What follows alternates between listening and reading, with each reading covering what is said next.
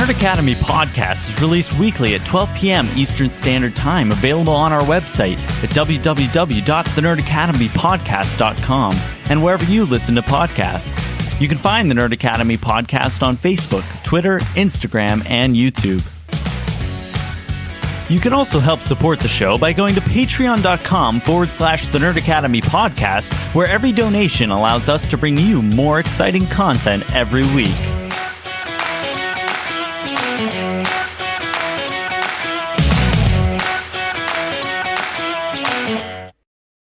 On which planet did I Luke can tell Skywalker you everything and Ben Solo about this planet, confront the Knights of Ren in except the its second motherfucking name. Buy merch. Your winner, by way of technical knockout.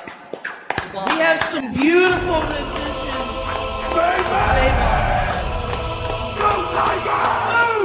I am the king. I am the reigning champion. I will always be above you. I am bigger than you. I am wiser than you. I am stronger than you. I am better than you. I am God. Hi, I'm Jarod, the Trivia Loser Jedi. And I'm Scooter.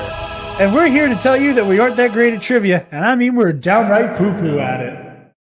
Yeah, ever since then I've been dogging Scotty to step back in the ring with me. No questions about El Frono will be asked, and it'll be a good time this April. Now I have this like imaginary rivalry with you in my fucking head, where it's like, I want J-Ro! Jarod, you lost to me in trivia. You're a loser. You're a loser. I will not. You lost to me in trivia. Jarod lost to me in trivia. That charlatan friend, mind you, who has been ducking me and running from me for years now.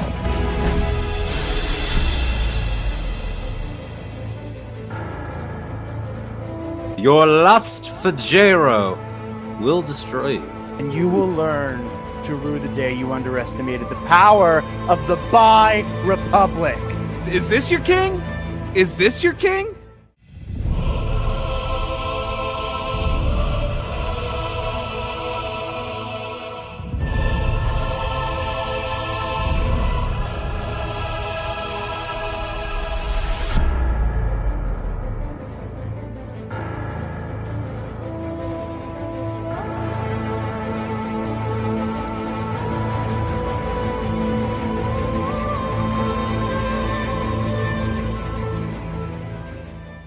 Think about, the things you applied to content creating and the things that you maybe have held, have you hold to a high standard that people also love. And there's that one little dark spot in all of this. And you're like, man, I can't believe that I've gotten this far and just being a part of a bigger community. But there's this one little black spot in this beautiful Monet of a painting. And it's just the fact that I kicked your ass in trivia. Literally nothing makes me happier. Good morning, class, and welcome back to the Nerd Academy podcast, your source for Nerddom news and commentary. I am your host and superior webhead master, Jarod Bachman-Stubbs, and joining me is our resident Green Lantern, Professor Travis Grossman. Oh. Got it nice and close. Sensational. I am going to be rewatching the episode after we are done recording to make sure that you guys actually saw the promo for the Epic Confrontations live stream that'll be happening on April 10th at 8 p.m. where I will be claiming my vengeance upon Scotty J-Ro live and in person. Very excited for that. We ran the promo within StreamYard, but Travis could see me the entire time in studio, so we'll see if that actually worked or not in post, but you'll be seeing it either way because I'll either be editing it in or it was there for real. It's the funniest version because you clearly had hit start, but I thought the thing was running, and so you take a sip from your bottle, and I couldn't remember if Cookie Cop was there the whole time, like when we talked before we started recording. So at first I was like, oh, okay, it's a slightly different arrangement. You take some from your bottle, and you're sitting there. And now I know you were commenting on the trailer. You were like I don't know what you said. I realized my mouth is moving. I was probably reading something like lip reading it on my phone. Yeah. That's funny. That's really funny that there's like because that trailer's like just over 2 minutes. So Travis just got to watch me just blank faced. I Staring think at at my around monitor. 90 seconds is when it finally clicked. Cause like then I disengaged. I went to my phone for a minute. I'm like, it's been quiet and nothing has happened. Well, I was let's like, I try that wonder if I again. text him. I'm gonna throw it up just for a couple seconds. Let me know if you actually see it. On which planet did I Luke can tell Skywalker you everything and Ben about Solo this planet. confront the Knights? Okay, so you saw it that time. Well, as a word to both Travis and anybody else who would like to watch it on its own, the promo has also been uploaded to the channel on its own because we very much want to get as many eyes on that as possible. April 10th cannot come soon enough. I'm gonna let the kayfabe drop for a little bit. Then again, I wasn't fully in kayfabe because I wasn't putting on as though Cookie Cop has possessed my soul. Epic Confrontations truly is the successor to the movie Trivia Schmodown. Yeah, no, I'm super excited to get to meet a lot of the great friends I've made in the Star Wars content creating space over the past couple years, and I am very, very excited for the fact that Scotty and I are not only going to be in the same room for over a week, is that we're going to end that week by us being competitive with each other in the same room, and I don't think there's a guarantee that one of us doesn't try to hit the other person. Just by sheer numbers, anything can happen. I know Scotty doesn't watch TNAT proper, so I can say this. There's already been a few people who have told me that there's a decent chance that Scotty tries to show up in the Paul Stanley outfit during the match. And once that occurred to me, I've been very afraid since that I might have to look Paul Stanley in the eyes. And I don't want to have to do that. But all of that said, April 10th, Bombadcast YouTube channel live. I believe 8 p.m. is the time that match is scheduled for. Tune in. It'll be broadcast live on the Bombadcast, and then it's going to be re-uploaded as a just normal YouTube video to the Star Wars in a Galaxy YouTube channel where all of the epic confrontations live. Speaking of, I'm in a match coming out maybe this week. I know before the end of the month against Mr. Alden Diaz. It's part of a doubleheader. Match 1 is Alden Diaz and I in a Legends exhibition match with some very interesting stakes, and then the main event of that will be a triple threat featuring Goose from Triad of the Force and the slow joining together of a team that you'll see in Epic Confrontations very soon. So go check all of that out. And continuing the plugs before we get to our sponsor and the show proper. This Friday is a fun little, I promised we'd do some type of versus series tournament, and this is what you're getting this Friday, March 24th. As a little birthday present to myself to make everybody sit through you doing just the most vanity project versus bullshit ever. We're doing a Jedi Council March Madness live stream. Some of our favorite Jedi of the Clone Wars / prequel era who sat on that council going to figure out who comes out on top among some heavy hitters. And if you want a sneak peek at what all Jedi will be on that bracket, go ahead and sign up at the $5 tier on our Patreon to get a look at that, as well as our actual versus series proper. We have our March and February matchups out now, so go check that out. February was Qui-Gon Jinn versus Ahsoka Tano, and March was Exar Kun versus Mace Windu. Both of those are out now, and assuming everything goes according to plan, barring acts of God and Congress, we will be recording Reva versus Kanan Jarrus, which will be uploaded on April 1st. No April Fool's jokes there. So go to the $5 tier of the Patreon to get the Versus series as a whole. You get nearly 30 episodes of bonus content, as well as a sneak peek at Friday's stream. All of that said, while I get Sunday's Bloody Mary pulled up, Travis, how you doing, buddy? As an insight to how my last 2 months have been, I had the genuine thought of, oh, they put the March one up early. That's weird. As in, you put it up in February. No, actually, quite the opposite. We uploaded the February one in March. Ah, yes, nature is healing. Nature is healing. Nature is healing. Jarod and Spencer are behind on the Versa series. The world is healing. Yeah, I've had a very busy 2 months. This is me trying to figure out my school schedule for the fall. It was up here. But yeah, a lot of running around Pittsburgh and doing interviews and such. I love it. It makes me happy. Mike's working in the city. You might be working in the city at the same time I move into that area. So stars are aligning, baby. It's good stuff. I know. Pretty soon in the next couple months, I'm going to be released from my green screen prison and have like a physical space to operate in. I won't look like I'm inside of a Marvel movie anymore. I'll actually be able to touch things around me. Everything in your studio is going to be green screen. Every object is wrapped in green screen material. I'm saying I'm going to be in a physical space again, but what I mean by that is I'm going to look like I'm on the set of Attack of the Clones, and everything is going to be blue screen, including a very weird, very flat matte painting of a doorway. And we'll be talking more about green screen and special effects here in a minute, but before we get into that, a word from our sponsors, Sunday's Bloody Mary. You guys know the drill. Sunday's Bloody Mary has the most badass Bloody Mary accoutrement in the multiverse. They have their 2-time award-winning spicy Caesar mix, their mild mix, and their traditional mix, the latter of which is vegan-friendly. They also have some kick-ass garnishes with their pickled dilly beans, okra, and asparagus, and some rim salt if you want to get a little frisky with it.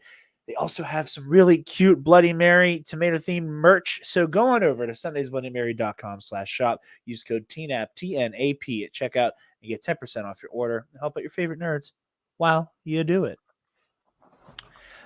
Travis, I want to bring it up real quick before we jump into news proper, just because you're our resident tabletop Magic the Gathering guy. Just real quick, I just need to say on mic, we talked about it off air. Good God, that Lord of the Rings set is beautiful. I started listening to the audiobook yesterday. Holy shit. I'm doing it. Yeah. So Magic's actually had a lot going on the past couple months because the Pro Tour is back, which means I get one of my sports back, and I was very happy. Kicked off by my favorite Magic player winning his first Pro Tour. Couldn't be a better weekend. Yeah, and so kind of mad I didn't go see it live because it was in Philly, and I didn't realize that's where they were doing it until it was too late. Oh, that's always the worst. It is what it is. Yeah, so Wizards has gone really deep into the bringing IPs into Magic. We just did Warhammer 40K last year, and we've known Lord of the Rings is coming for like 2 years now, but the artwork they've done is incredible. My only complaint right now, I have 2 complaints. One, the set that this is releasing in place of are sets that generally break the game, which worries me. And when Warhammer cards came out, they established like the card frame that will be for what they're calling Universes Beyond. And it's like that very angular with the triangle stamp at the bottom card frame that I didn't mind on the Warhammer cards, but it just looks not great with the Lord of the Rings stuff. Well, because Warhammer, like, aesthetically is very like futuristic diesel punk, like right, like a more like kind of like Fallout meets Star Wars. Yeah, I look at those cards and I'm like, yes, those are from the Warhammer set, and I don't know what they do, and I refuse to read them. That's like how I've handled those cards. Not because I hate Warhammer, because I'm finally getting too lazy to learn every card in the game. Nature is healing. Yeah. But the Lord of the Rings stuff, like Travis is backsliding into not being able to read anymore again. the Lord of the Rings are all look beautiful. They seem cool to play with. I mean, we have a literal One Ring that they're making, which I'd be pretty mad about, except it's Lord of the Rings and it's so flavorful that I can't be upset.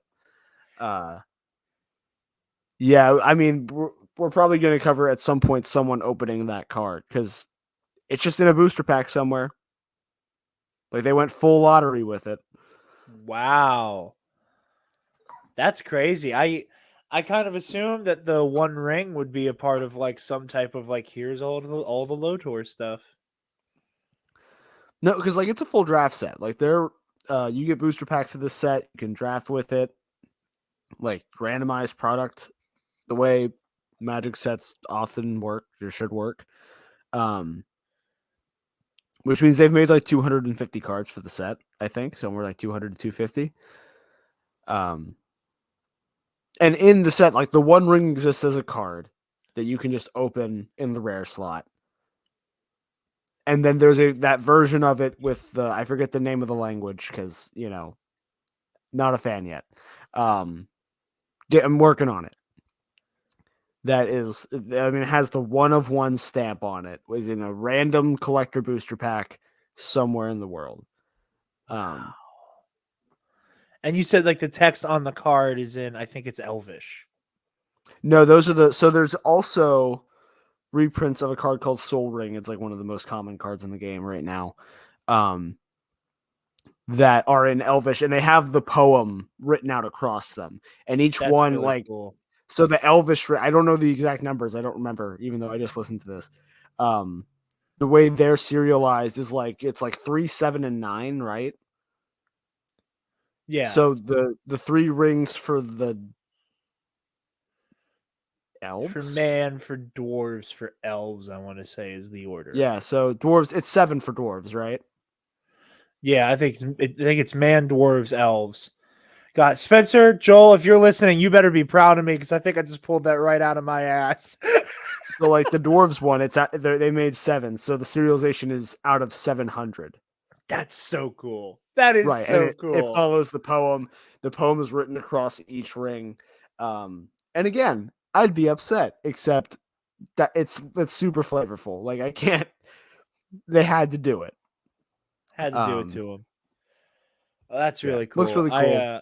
I'm very excited for you. I keep threatening that I'm finally going to pull the trigger once Taylor and I have time to like actually rewatch to rewatch the Lord of the Rings trilogy, watch the Hobbit trilogy for the first time. And if I do like it enough, go into the books and stuff because I really want to watch Rings of Power. But no, that's awesome. Speaking of tabletop stuff, that brings me to 2 things. One, even though it's like my favorite thing that I've ever worked on ever, I'm awful about plugging it at the beginning of shows. So, Ionized Bastards is finished, by the way. One last plug I forgot to do up top. All 7 episodes are out now. There will be a season 2. But if you've been watching or you haven't seen the finale yet, but you saw the end of episode 6, that doesn't necessarily mean it's going to be all the same characters for reasons you were aware of. No spoilers. Go watch Ionized Bastards. But all 7 episodes are out now. We are planning on doing a like talk back recap show very soon. So keep your eyes peeled for that. I keep trying to convince Michael to call it Behind the Bastards, but they won't let me do it. Might be a legal issue there. Yes. The very litigious Robert Evans gonna come for me. The part of me wants to like just use the Behind the Bastards music and just like, what is salvaging my bastards? But again, Robert wouldn't care. Sophie would have your ass. There's gonna be a knock at my door, and I'm gonna open it up, and it's gonna be Prop with the blicky. But anyway, that also gonna try to get a review of the Dungeons and Dragons movie out before I go on vacation. Because I really want to fucking see that. I have been hearing such good things, and it makes me so happy that this movie doesn't suck. Which brings me to another topic, another programming thing we need to talk about. I did not have time nor truly the desire to see Shazam Fury of the Gods. I'm just a little I'm just a little tender right now with DC and Warner Brothers stuff. Like I'm probably gonna see Flash, but just Yeah. I didn't have it in me for Shazam. And I think that's gonna bring us into our first story here. Up top is that Shazam: Fury of the Gods, despite the fact that it's not it's not doing well with the Rotten Tomatoes crowd. Which again, just to remind people how Rotten Tomatoes works. It is not a letter grade, it is an aggregation. So that percentage number is the percent of reviews. It's the percent of how the reviews fall. So if a movie has 40% on Rotten Tomatoes, for example, I don't know what the tomato score for Fury of the Gods is. I'm just throwing out a number. If a movie has a 40% score and there were 100 reviews of whatever movie from certified Rotten Tomatoes critics, that means 40 of the 100 reviews were positive. That's what that percentage number is. Now, that can skew anywhere from, yeah, I thought it was good, to, oh my God, this is a masterpiece.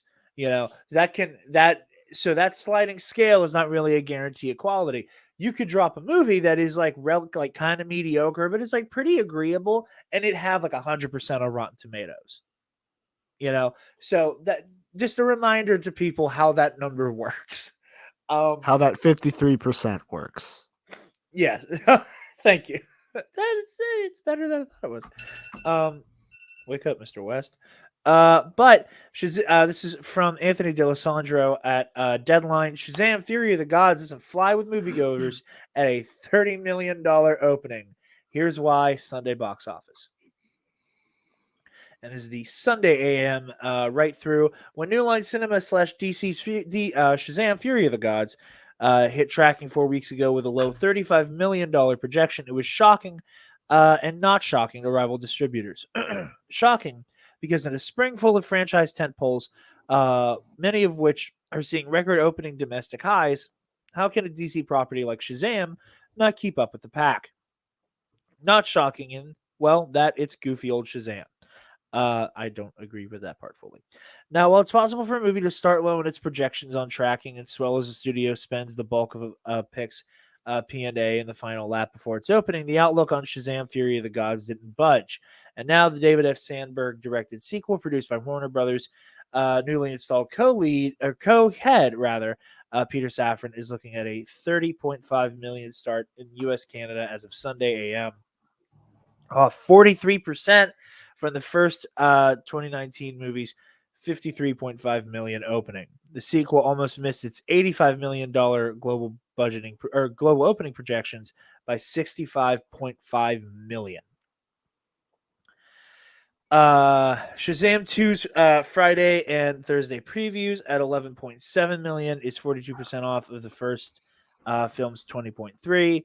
Friday and previews, even though Shazam 2 benefited from the family matinee and built in up to $35 million to $45 million opening, it would still be off the first picture stateside start.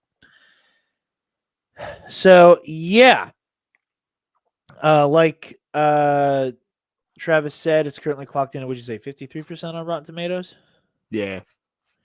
And it's... Yeah, and the phrasing of this paragraph is so confusing. It looks like it's sporting a B+ on Cinema Score right now. Yeah, like I said, it's just the timing thing, I think that on one hand, I think it sounded smart to try to drop Fury of the Gods while there was like a bit of a superhero lull. Like Ant-Man is just kind of is kind of run its course. When we get to our next story, I also want to probe Travis for his Quantumania thoughts. But Ant-Man's kind of at the end of its run. We're pre some other bigger tentpole movies, pre D&D, stuff like that. Most of the other competition right now is stuff that isn't quite in like the family, kid, teen, everybody age range. So in theory, it would have made sense to drop it this weekend. However, I also think that it's kind of silly to drop a tentpole movie on a weekend where people are largely going to other gatherings other than the movies. Like Yeah. it never sat right with me, this St. Patrick's Day weekend release. There's just too much going on. And maybe that's just me who like has too much going on St. Patrick's Day weekend. But like it seemed like a wild decision. I can tell you that I had the evening free to go see it and very actively chose not to. I don't know, man. I'm looking forward to seeing it. I don't I don't have the time or the gas in me to really want to like see this one in theaters. I'll happily wait for streaming on this one, and maybe this will be that your archetypal, oh, this movie didn't get the love it deserved in the theater, and I'm just kind of tapped with the DC stuff, and I don't want to like overly throw into the whole oh well, we all know it's gonna reboot it, so it doesn't matter anyway thing. I don't like that perspective. I think it is. I think it's very soupsy. I think it is. I think it takes away from just letting art be art, and it's the same kind of mentality of like people who didn't like Star Wars comparison, like this most recent episode of The Mandalorian. Well, I say that this is probably coming out on Wednesday, so last week's episode of The Mandalorian, The Convert, that like people like they did the same thing that happened whenever Din showed up in Book of Boba Fett, where it's like, oh well, the show's called the Mandalorian, but now it's about Dr. Pershing. I don't understand. No. You see, that you have to balance. I actually made this joke while watching it. You have to balance the fact that we got an episode of The Mandalorian in Book of Boba Fett by making basically an episode of Andor in The Mandalorian. Which is great because I one of my favorite episodes of The Mandalorian. But yeah, no, but it's that exact thing. It was like, well, you're not focusing on The Mandalorian. This isn't moving the plot forward at all. This is filler. Like, what in the fuck do you mean this is filler? Like I've seen tweets and I've seen TikToks where it's like, okay, the nerds got hold of a new word and ruined it the same way they did with plot hole and Mary Sue. This means nothing now. You just need to take it away from you. How could you watch Star Wars as equivalent to Operation Paperclip and not be engrossed? I don't understand. I have a lot of feelings about that episode, and I said on the KNR that is out now that everybody should go watch before they watch the episode of The Mandalorian that comes out today, I guess. I don't think I'm ever going to be able to fully appreciate the decisions they made in that episode with the New Republic. I said it last week, and I'm still feeling this way. And I've been listening to the episode of Force Center about it, and I feel kind of validated hearing Ken Knapsack and Joseph Scrimshaw say what I've been thinking. It's very validating where it's like, okay, my interpretation of this is not too terrible then. Right. Yeah. If men that I'm very happy to admit are smarter than me are feeling the same way. But I don't know if they made creative choices I didn't like, or if they successfully made me uncomfortable. Does that make sense? Yeah, I would definitely, for me personally, it would be the latter. But I was very aware that was what was happening. But it was also that uncomfortable of like, I need to see more of this. Like we kind of, in the same way with Andor, surprise, this is an episode of KNR again. But in the same way that Andor is doing a good job exploring like the real strategy that went into starting the rebellion and how dirty it was, because that happens, right? That's how those things work. I like a lot the idea of exploring the new, because like the New Republic is not really exploring the movies as much as it could be. Barely at all. That has been solely the work and heavy lifting of a lot of TV and video games and print media. And we'll chalk that up to all of my complaining and people like mine's complaining of, man, there's just too much Congress nonsense in the prequel trilogy, and now I'm like, give me all the Congress nonsense you possibly can. Because I could watch a whole series just of episodes like that. Travis wants Lucasfilm to make just Coruscant C-SPAN. I want to see what the New Republic's like MK Ultra is.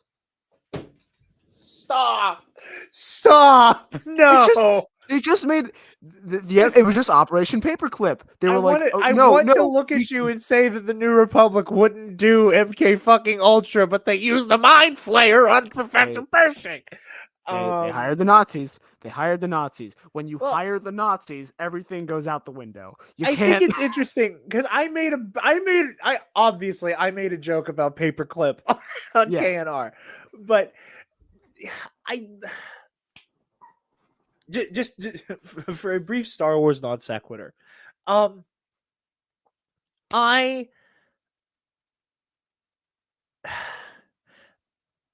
biggest issues with the episode, and again, and maybe this is me focusing too much on the discourse and all of that shit, that it's preventing me from fully engaging with the material. But I got so uncomfortable with the discoursing that the episode was going to accidentally both sides the Empire. And that like we were going to open like, and even if that isn't the show, like the show's conceit on the New Republic. Yeah, I got you. That like we're going to present a situation here where the audience, an audience that already struggles to understand core tenets of Star Wars, and like even when it is explicitly just read from the page to the audience, still is not able to fully understand what the story is trying to tell them, that they're going to go in the direction of, oh, the Empire is bossing around Pershing. The Empire is still, I'm sorry, the New Republic did it right fucking there.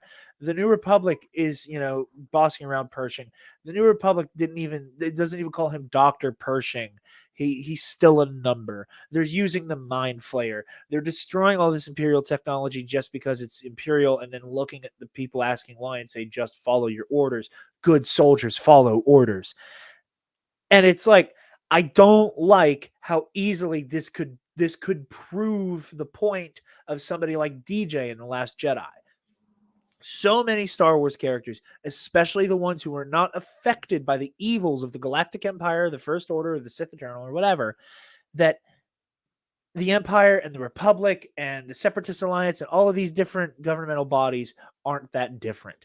When in the same way that like we in the real world are always talking about, you and I especially are always talking about how that at their core, with a lot of issues, there isn't a lot of difference between blue and red in the United States.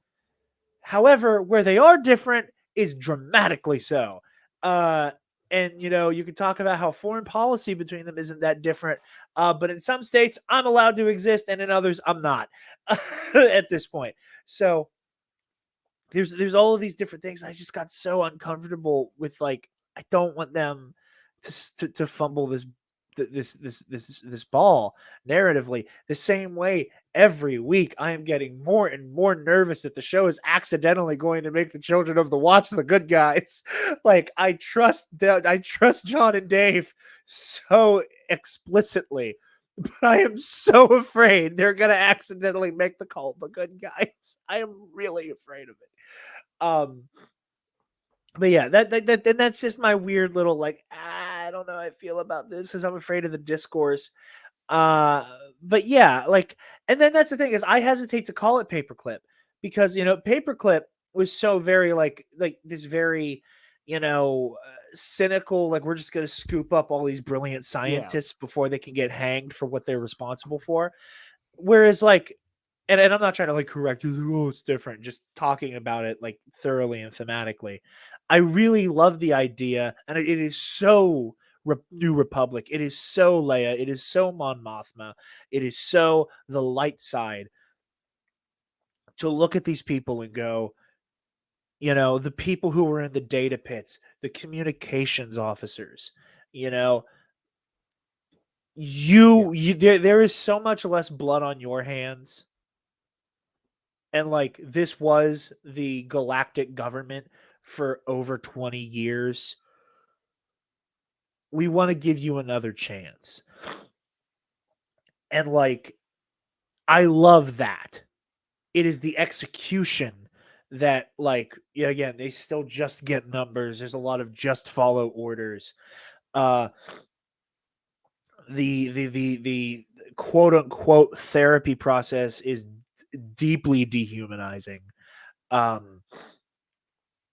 All of those factors kind of add up for me, and I implore everybody, go listen to our episode about it where we get way more into it, and go listen to the episode of Force Center that they did on the Convert, because they talk about it very concisely, and I will not pretend to be an orator on the level of Joseph Scrimshaw or Ken Knapsack, but yeah, that episode was just a lot.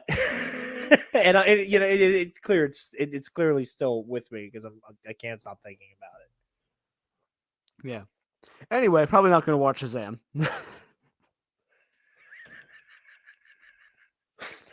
All that to say, I'll probably get around to Shazam. Anyway, with some Marvel stuff, I know I made a joke about special effects. Pardon me, gonna cough here.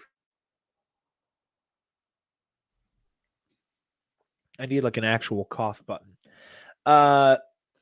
Shocker, Marvel Studios veteran Victoria Alonso exits.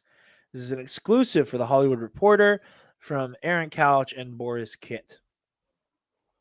Victoria Alonso, the longtime and high-profile Marvel Studios executive whose time with the company dates back to the very first Iron Man, has left the studio, multiple sources tell The Hollywood Reporter. The reasons for the exit are unclear, but she parted ways with Marvel on Friday, sources say. Alonso had been with the company since the early days of the Marvel Cinematic Universe, establishing a 17-year run and watching the studio grow from operating above a Mercedes-Benz dealership in Beverly Hills to being acquired by Disney. During her tenure, the MCU became the highest-grossing franchise in film history. Alonso joined the studio in 2006 as chief visual effects and post-production and helped the MCU as a co-producer on 2008's Iron Man. She also served as co-producer on Iron Man 2, Thor, and Captain America, the First Avenger. Alonso was up to executive producer on Avengers, the landmark film that grossed $1.5 billion and took Marvel to new heights, proving that the concept of a shared cinematic universe could really work. Alonso has served as executive producer on Marvel's subsequent releases and also worked on its Disney Plus TV series in 2021. She was promoted to president, physical and post-production, visual effects, and animation production. Words. She also produced Argentina in 1985, which got some Oscar love. Her departure comes in the shadow of Ant-Man and the Wasp: Quantumania's poor showing at the box office and among critics and fans. In addition to her behind-the-scenes work, Alonso has been an important ambassador to the studio's representation efforts and was outspoken during Disney's disputes with Florida over the Don't Say Gay bill. As long as I am at Marvel Studios, I will fight for representation. Alonso, who is gay, said at the time. I almost misread that as Alonso, who was gay at the time, said that.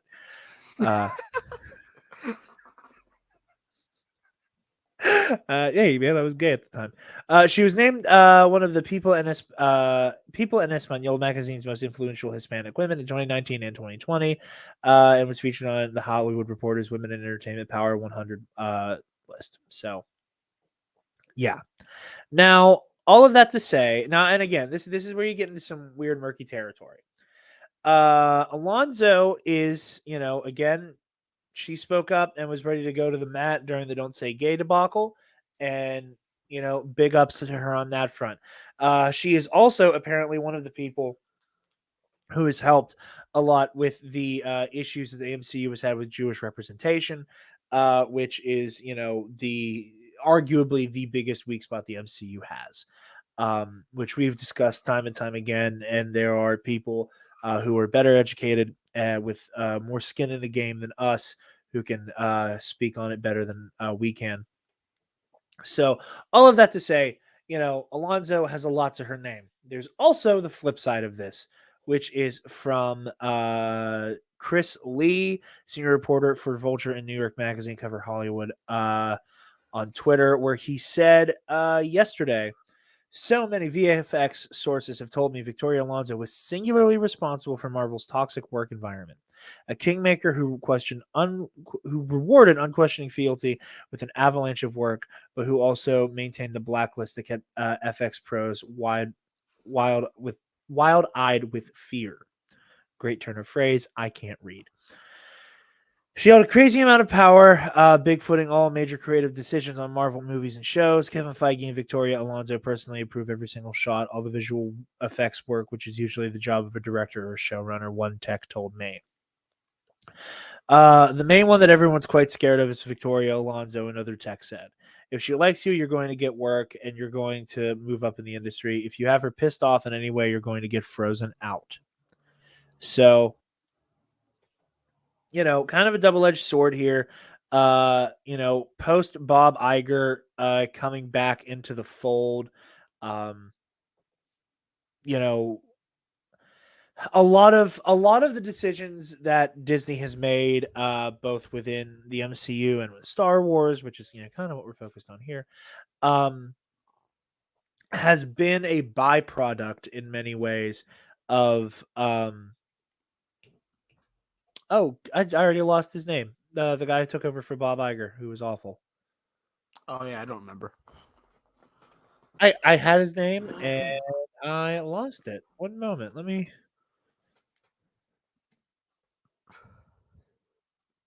I can't believe I lost his name. It's another Bob, isn't it?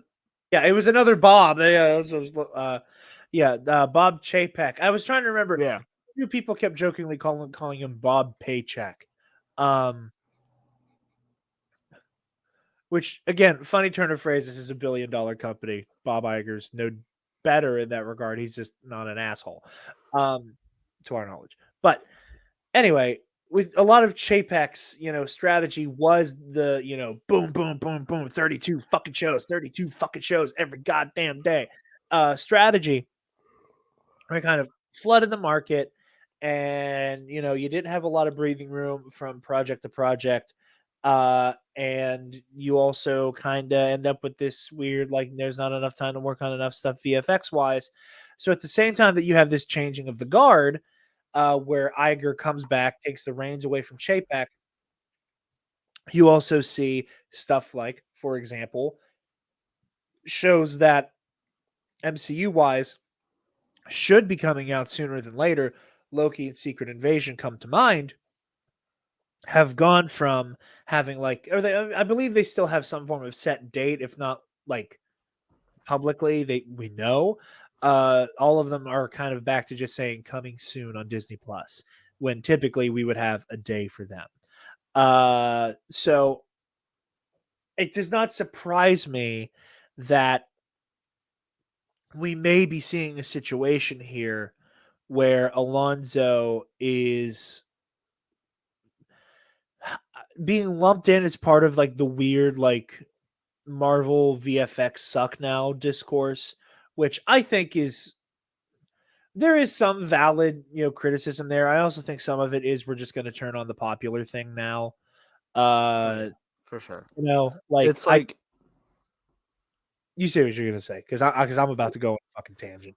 Yeah, I mean, we've probably said it on here 1,000 times before, but the VFX as an industry is overworked, underpaid, and not given the time to work on projects anymore, especially with how fast Marvel is moving.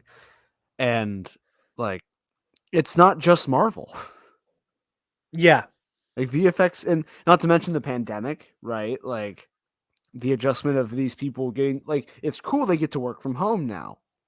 It also means you don't get to walk 2 offices down and ask Bill, hey, can you come check on this? Something seems off. I can't quite figure out this one color correction.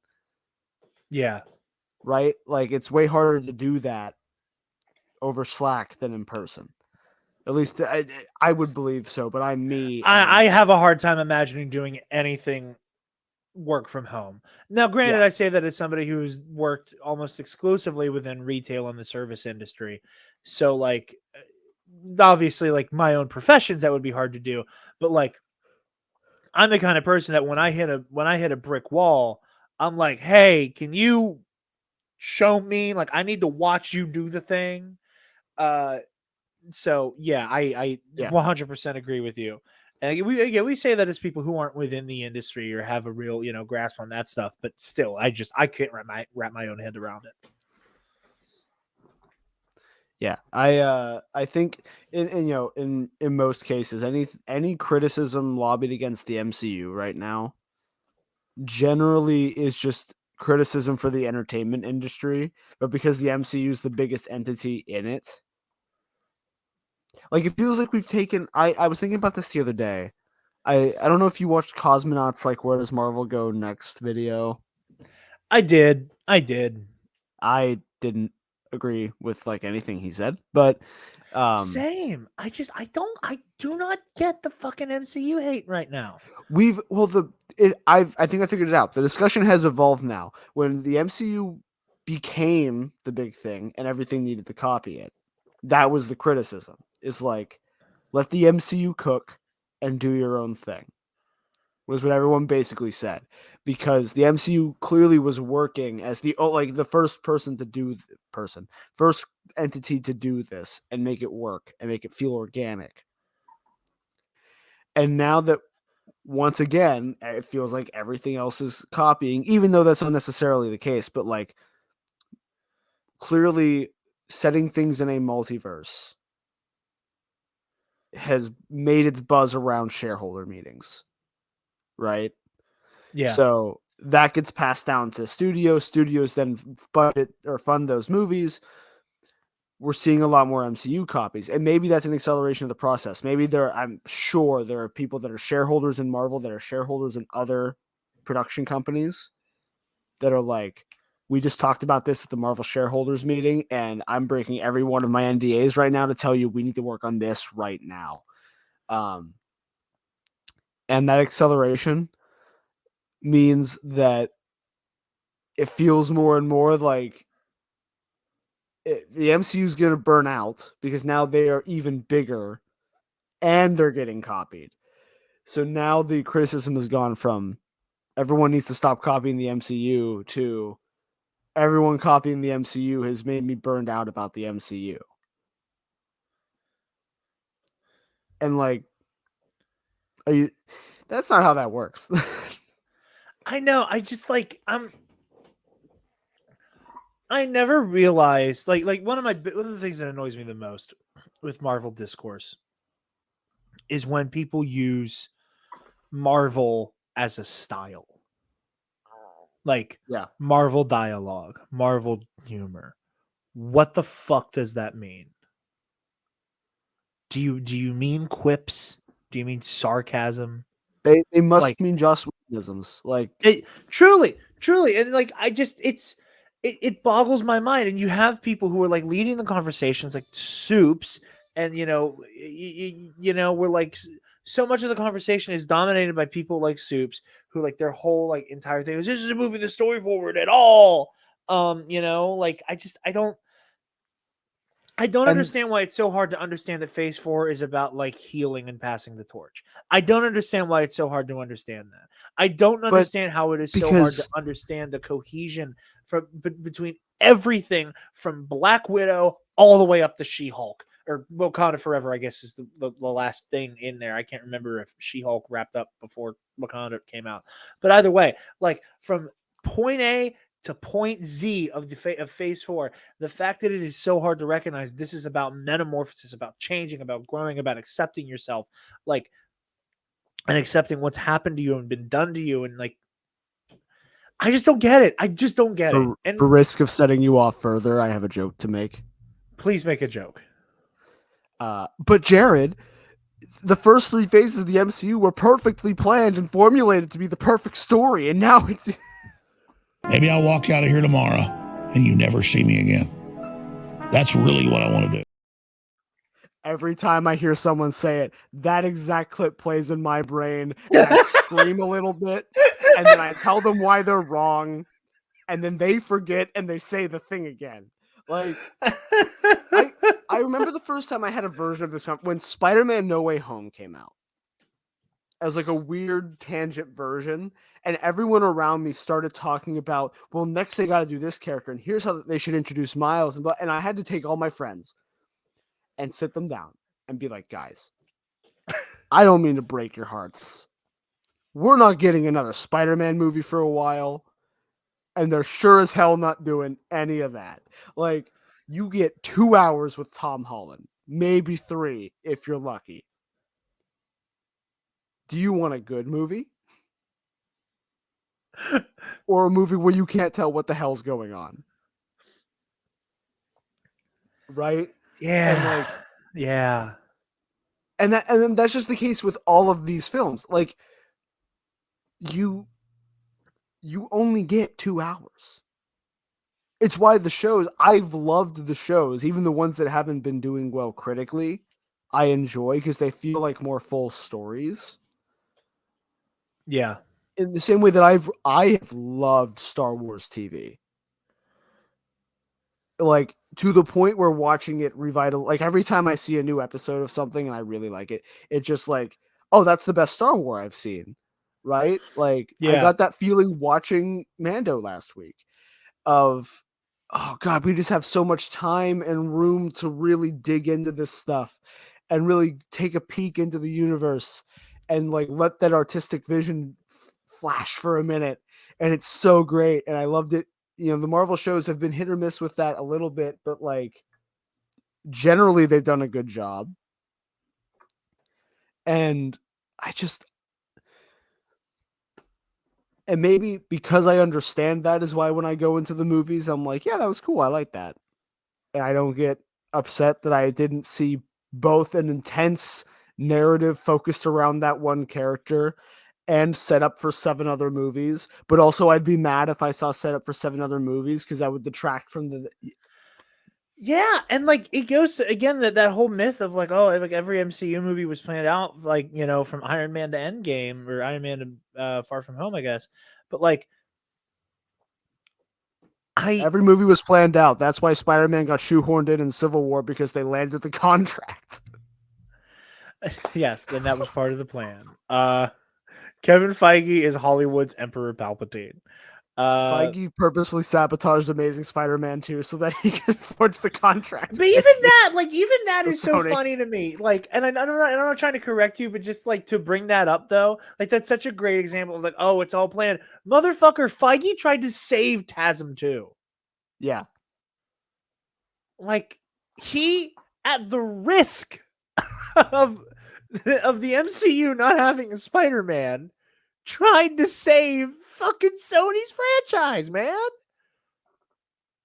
And that's where I start to get a little miffed at the way people talk about like Feige and like other people's creative vision.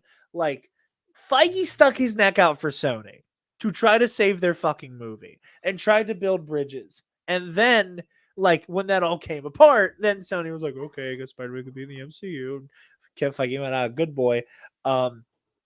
And patted him on the head. He's going to burn my soul forever for doing that to him. But like, even like the VFX stuff, I don't truly get. I truly do not understand so many of these complaints. Like, I'm sorry. Granted, I know I'm in the minority of people who even like Thor: Love and Thunder, I guess. I think that is one of, like, fucking love that movie, and that shot of Axel's head is not that bad. I do not know what the fuck people are talking about. It is a magical fucking portal showing a like doing magical FaceTime. What did you want it to look like? Yeah. That movie is out on home release on 4K HDR, and people are still using the grainy fucking picture from a movie theater on opening night. It is so bad faith. It is so bad faith. I have not seen a single person making these ridiculous fucking arguments and it not coming from a point where they're trying to be smarter than the art, or they're having these conversations that are so deeply fucking anti-art. You know? Like, again, people, and again, this isn't even touching Phantom Menace stuff. Like, that is just so in its own world of dumb fuckery that I'm not even going to dignify it in this like conversation. Like that is the biggest problem we in like geek culture face, is that our space is being constantly taken over by sacks of shit like Ryan Keanel and Doomcock, etc., etc., etc., etc., etc. But like, just right now, and again, I keep coming back to him because he's kind of the loudest voice in this way, but like, never forget the day that Soups called the episode where Obi-Wan Kenobi saved Princess Leia from Fortress Inquisitorius. He called that episode filler. And he showed deceptive clips of when Tala like pieced up those stormtroopers to make it like look like the fight was incoherent. Like, these are the people who are leading the conversation, whose criticisms boil down to like cinema sins if it got like a bachelor in communications. Like, it is not that everything they're bringing to the table is the opposite of any type of deep analysis. Like, criticize the MCU. I again, I am not here to defend $1 billion corporation, nor am I here to go to bat for the biggest film franchise on the planet. They don't need me to do that. But like, it is the bad conversations about art and media that is going to make, fandom worse and worse every day.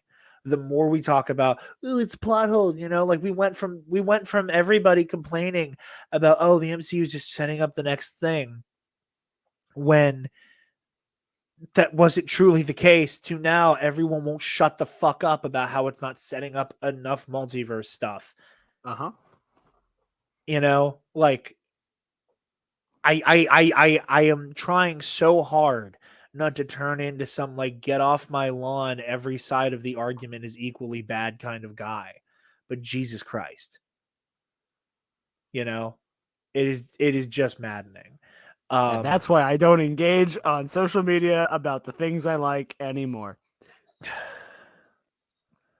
So maddening. We got there. But we did. Anyway, Victoria Alonso might be a mixed bag as the creative leader. Going to see how things continue in her wake. Again, big kudos to her for her fights for representation, but sounds like she may have been kind of a shitty boss. On that, Travis, before we jump into our Daredevil story here, thoughts on Ant-Man and the Wasp, because you weren't able to be on for the review. Now I'm going to shock you with this revelating take on this piece of cinema. I thought it was fine. I liked it. I'm sick of being called a grifter. I'm sick of being called shill. Yeah, right. I don't get the hate. I haven't looked too much into the hate, so I don't know what exactly I'm fighting against when I say that. I just know people complained about the movie, and like with all Marvel projects, people complained about. I had a good time watching it in the theater. It was fun. Like most Marvel stuff recently, I don't know if I'll go back and watch it again. I haven't watched a lot of Marvel stuff recently. Comes and goes, Yeah. I liked it. I like seeing Jonathan Majors in a thing. God, he's so good. I liked the fact that it ended in just like straight up fisticuffs. That made me chuckle.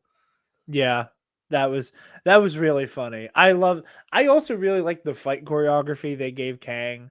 Like, he truly is a scrapper, and I love that. Like watching Jonathan Majors like kind of like drop a little bit and just go for that like disgusting kidney shot. Like, in the theater, I twisted and went, ooh, like it hurt to watch. Absolutely pieced him up. Yeah. Seeing Hank come up with the ants was cool, because I was like, oh man, Hank gets to do something. Hell yeah. I know it's a bit of a loaded term, but socialism. There was a muted round of applause that happened in my theater opening night. It wasn't just me. That when Hank was like, my high-tech socialist ants, and there was like a handful of people who went, based. But anyway, yeah, no, I quite liked it. I think it's my favorite Ant-Man movie. Again, it is continuing this arc of passing the torch, of change, of metamorphosis, that we can all be better, that we can all do better. I think my favorite thing about it is it's something that, and maybe it's because I'm you and I both speak for myself, like we're both like Z-lennials who are very aware of how the greatest generation and the boomers and Gen X kind of had this like, oh, like we beat the game kind of mentality Yeah. with the world, and how like that outlook can result in a level of decadence that will end in disaster. It's one of my Lamau.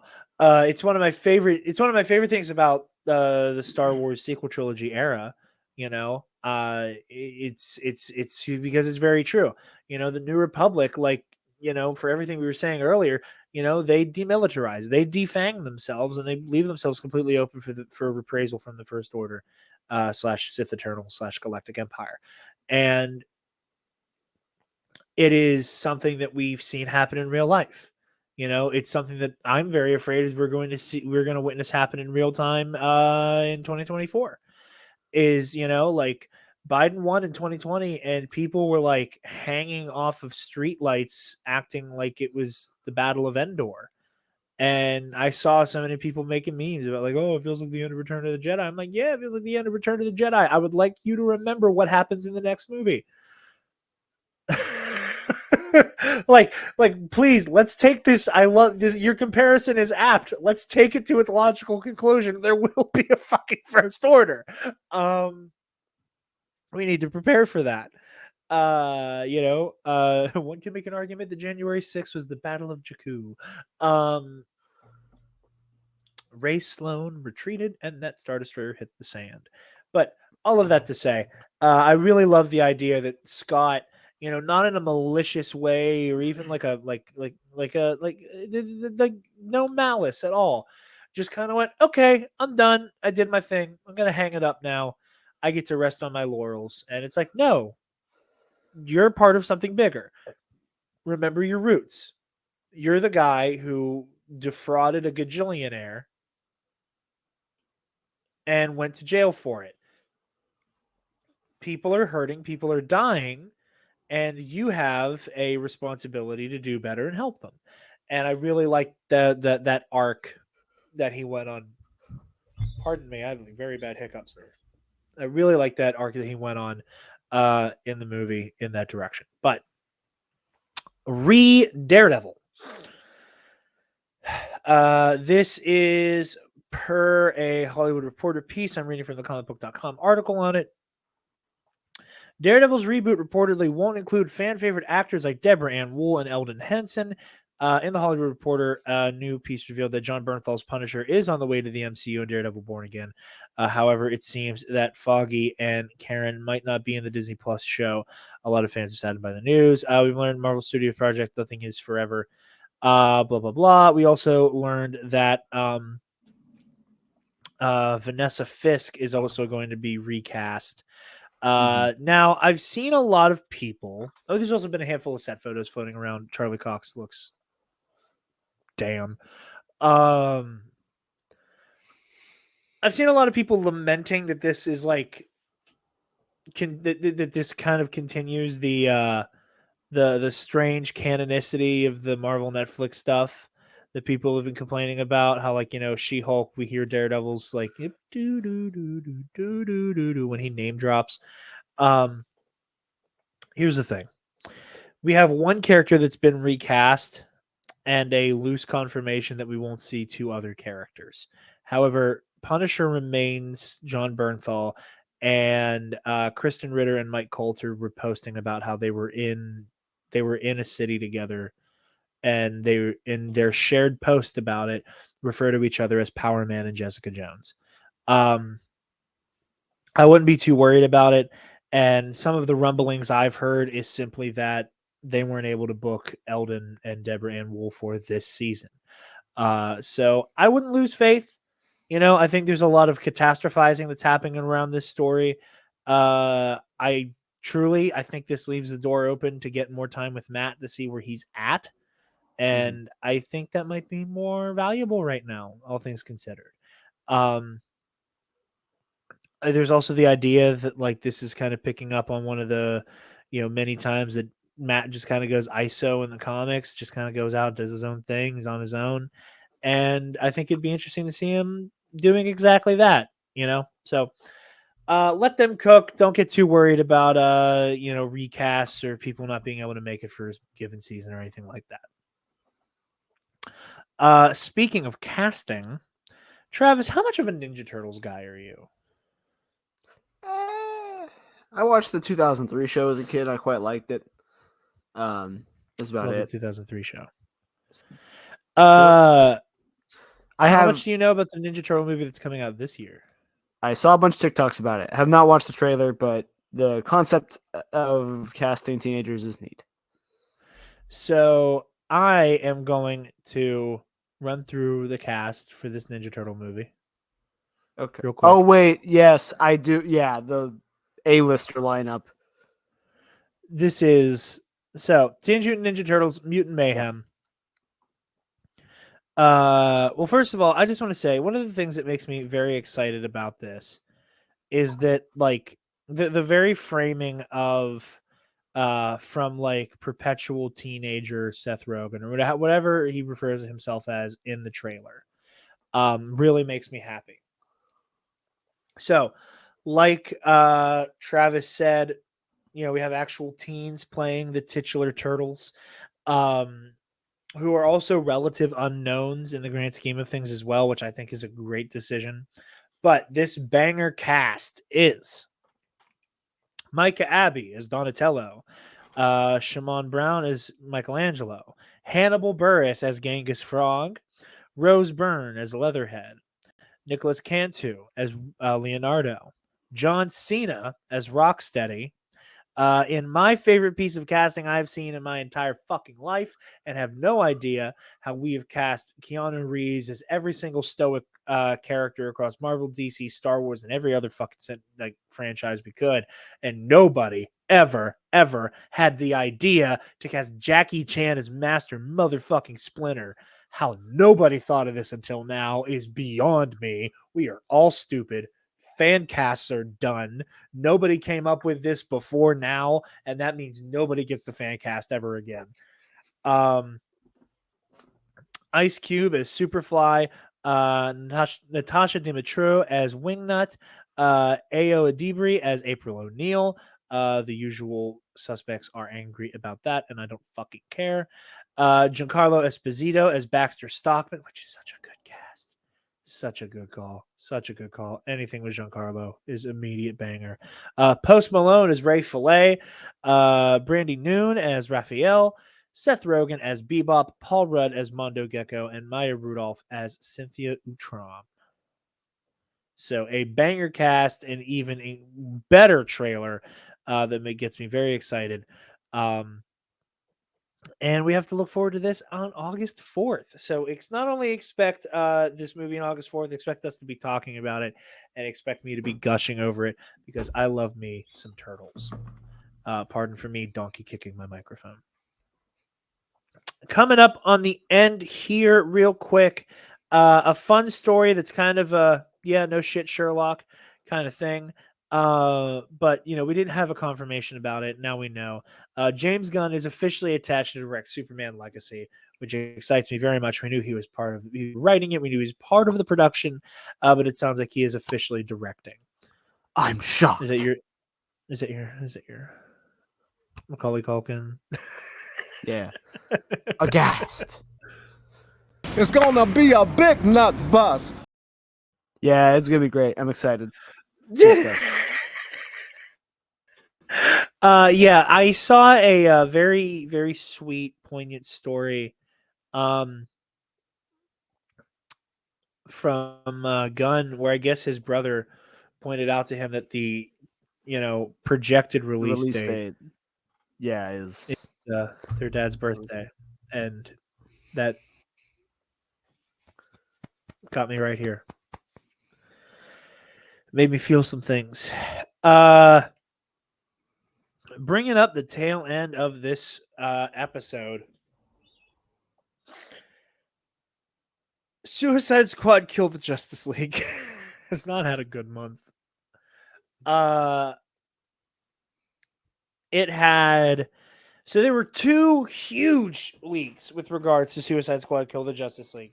One of which was seemingly confirmed. The other, allegedly, apparently, has been discredited and written off as an unfact.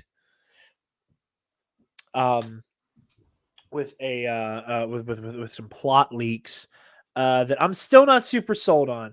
I'm still seeing stuff in the trailers that I'm seeing that kind of links up with what the plot leak said, and I know people didn't like it, but let me tell you, I really hope that plot leak is true. Not going to get into it here. I don't want to spoil it for anybody, but I think it'd be very interesting.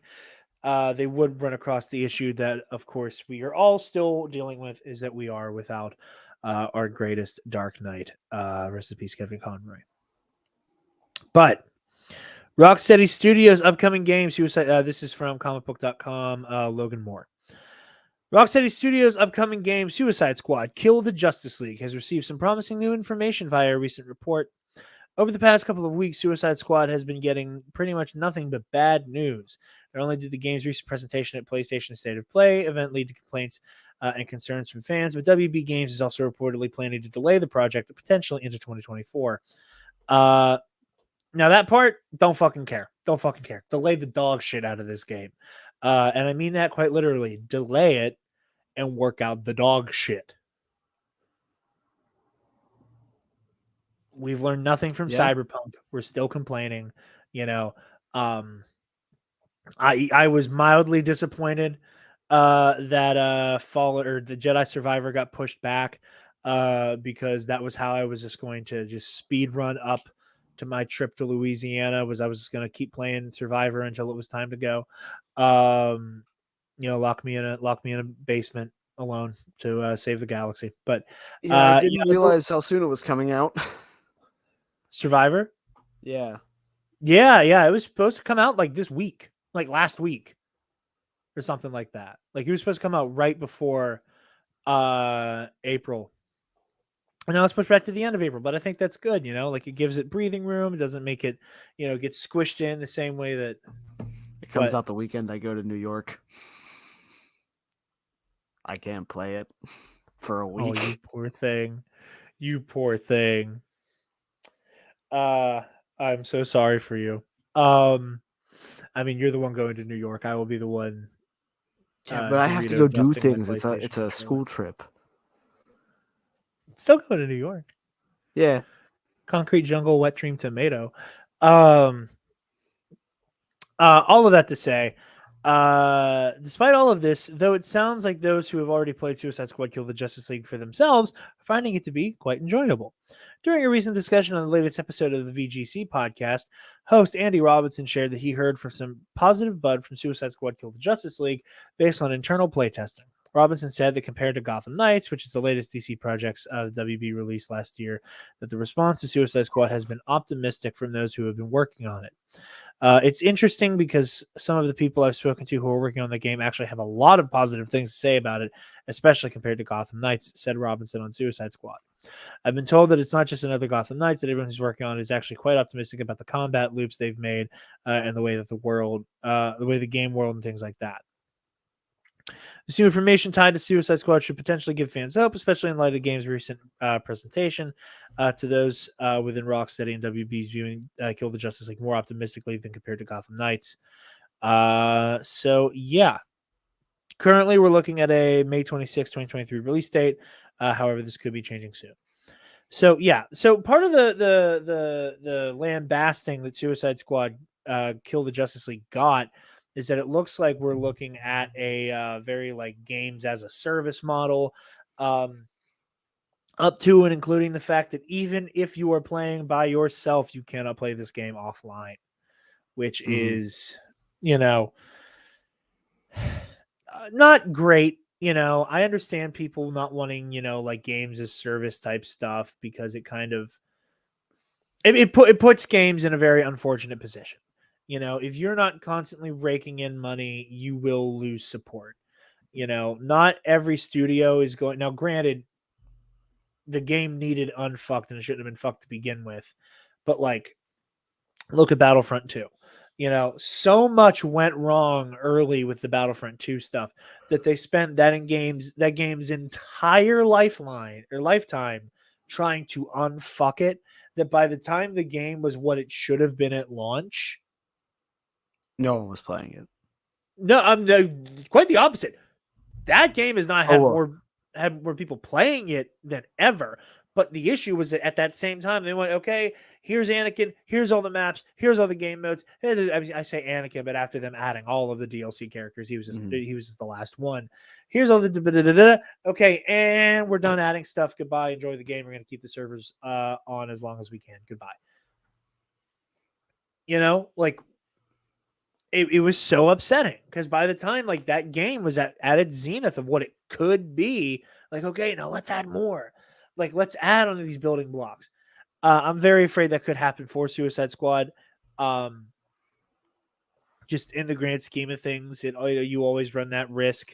Look at the Avengers game. That is shuttering its doors as well. I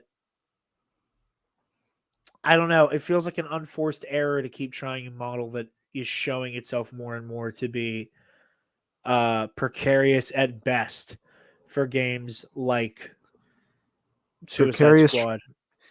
Precarious from an art and from the player perspective. The quickest way to turn a net income from the balance book perspective. Unfortunately, like that's what we're looking at here. You're not going to see the return on your games. Especially, and again, it's a weird talk to have. Game price inflation has not really occurred. Like we finally got a little bit of it this past couple of years with the PS5 and Xbox Series X, but games have been $60 for over a decade. That isn't how inflation works, and especially on something that isn't a necessity. And so, these shareholders are, and I'm not saying that this was the correct thing to do. I'm not advocating for this, but these people aren't people. They're shareholders. They're, different things. And so they're looking and going, well, how can we turn a profit? Like, we need to start, the bottom line here needs to be positive every time. And they've discovered that the way to do that is it was loot boxes, and then those seemed kind of legally unviable, and so now we've switched to the battle pass. Yeah, you're absolutely right. You've fully changed to the battle pass, and like, granted, part of me like prefers the battle pass model. Oh, we'll take a battle pass over loot boxes every day, but like, not everything has to be that. That's what. Right. That's what kind of disappoints me. Like, I love having like the ability to like buy extra cosmetics and shit. Like, look at Arkham Knight. That game came out. It had a season pass. You got some DLC missions, and then if you wanted to like a la carte for like $2, $4 a pop, be like, oh, new 52 Batsuit. Oh, new 52 Nightwing. Oh, Batman 89. Oh, like, just kind of like do this a la carte. Like, I'll have a little Ben Affleck. I'll have a little Michael Keaton. I have a little Christian Bale. Ooh, I'll get the Batmobiles. Ooh, 1960s Robin outfit. Like, there's a way to implement DLC for this stuff, man. Why are we doing it this way? Well, and I mean, that's aside from the obvious money part, but like, it's just mind numbing that like, and that's showing you how much they've won, though, right? Like, we're so far removed from the idea that these things should come at launch that, like, to the point, and granted, it's not paid DLC, it's updates, but like, games don't ship with photo mode or New Game Plus anymore. They get added a month later. Now, I could understand, honestly, I would bet photo mode partially is a spoilers thing. Like, if you can't set up your pretty picture during a major plot point, you can't spoil it for somebody in the first couple of weeks. There's no New Game Plus for the first month or two of a game now. Things feel like, oh, this is clearly set up for something, and I can tell from the way they're talking, it won't be in the main release of the game. Yeah, like within the game. Naked JK just put out a really good video that, like, yeah, it never occurred to me.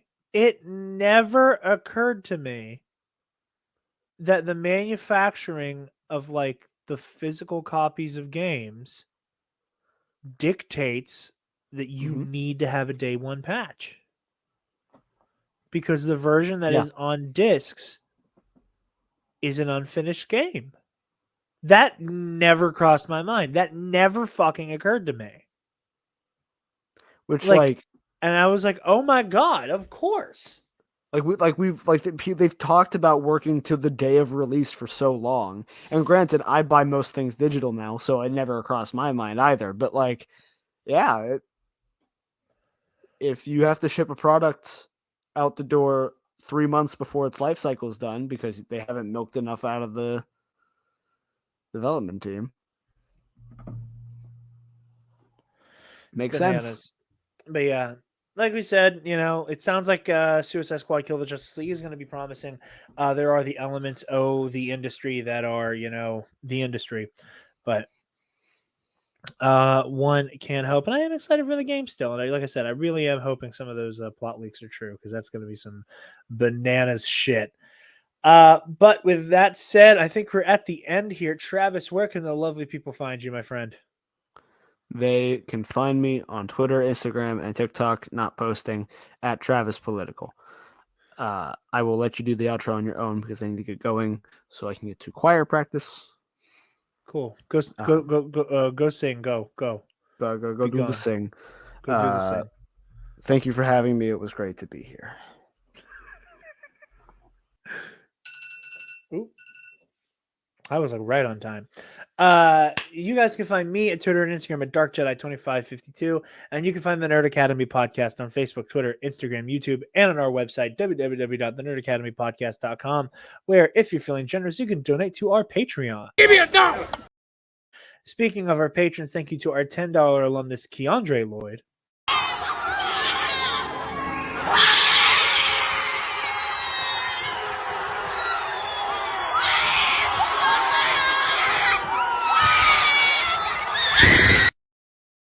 And to Paco, or as he's going by on our Patreon, $1.5 billion, baby. All right, ladies and gentlemen.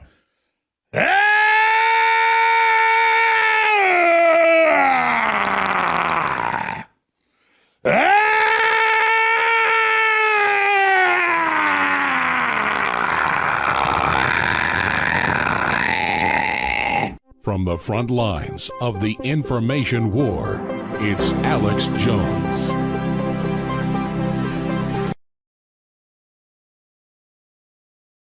Again, thank you to our patrons at the $5 tier. I cannot recommend it enough. You guys get access to the Knights of the Nerd Republic Versus series. And also, when we record episodes ahead of time like this, they're also getting access to this episode a day early. So you can fill your ears with all the Teen App goodness you need a little bit early as well. So go on, get over to the Patreon. $5 tier gets access to the Versus series. $10 tier gets you access both to a shout out in every episode, as well as early access to the show. So go on and do that. And again, a brief reminder of our live stream on Friday, a March Madness Versus Series live stream. We're going to be pitting some of our favorite Jedi Council members of the Age of Republic era against each other in a fun versus tournament that will feature special guests Michael McCoy and Alden Diaz. Speaking of Michael McCoy and Alden Diaz, you can find all 7 episodes of Ionized Bastards, a Star Wars RPG series starring myself, the aforementioned Michael and Alden, as well as Dan Miller from Bro Axiom and Jerry from the Bombad cast on the All Remaining Systems YouTube channel. Go check that out. Go watch that. And one last plug, the big plug, my favorite plug. I will just let this speak for itself. On which planet did I Luke can tell Skywalker you everything and Ben Solo about this planet, confront the Knights of Ren in except the its second motherfucking name. Buy merch. Winner by way of technical knockout. We have some beautiful musicians.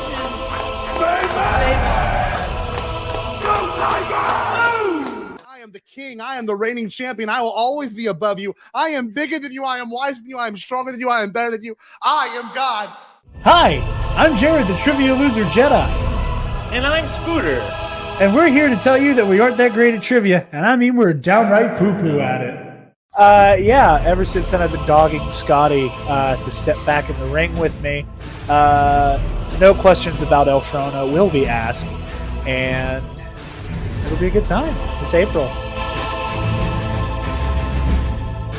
Now I have this like imaginary rivalry with you in my fucking head, where it's like, I want J-Ro! Jared, you lost to me in trivia. You're a loser. You're a loser. I will not. You lost to me in trivia. Jared lost to me in trivia. That charlatan friend, mind you, who has been ducking me and running from me for years now.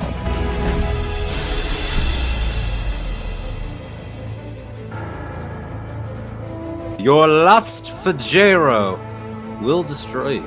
And you will learn to rue the day you underestimated the power of the Bi Republic. Is this your king? Is this your king?